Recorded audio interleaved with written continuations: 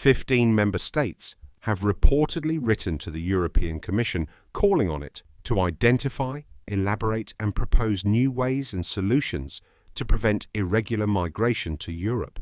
Outsourcing asylum reception and processing to countries outside the EU is one of the 15's main objectives. The Commission President, Ursula von der Leyen, has promised such an approach. However, Italian Prime Minister Giorgia Meloni's 5-year deal to send migrants rescued at sea to camps in Albania for processing has been dealt a significant blow by the courts, only days after the first arrivals.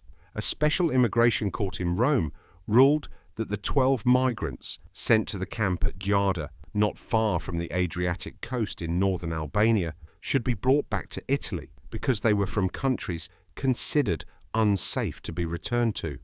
Although the EU says irregular migration has fallen by 64% this year via the central Mediterranean route, governments across Europe are under pressure to curb the number of arrivals. The Italian agreement with Albania is aimed at processing and then repatriating about 3,000 irregular migrants rescued from the Mediterranean a month in 2 camps. But the estimated €800 million cost has drawn criticism from opposition leaders such as Elly Schlein of the Democratic Party, who said it could have been spent on healthcare. The deal does not include women or children, and the first group of men arrived in Albania on board an Italian Navy ship. There were 10 men from Bangladesh and 6 from Egypt on board the Libra.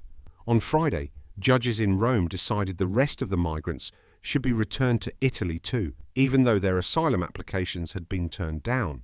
The judges ruled it was impossible to recognize their countries of origin as safe countries. Interior Minister Matteo Piantedosi said the government would take the case to appeal, insisting that Italy's migrant camp plan would become European law within 2 years.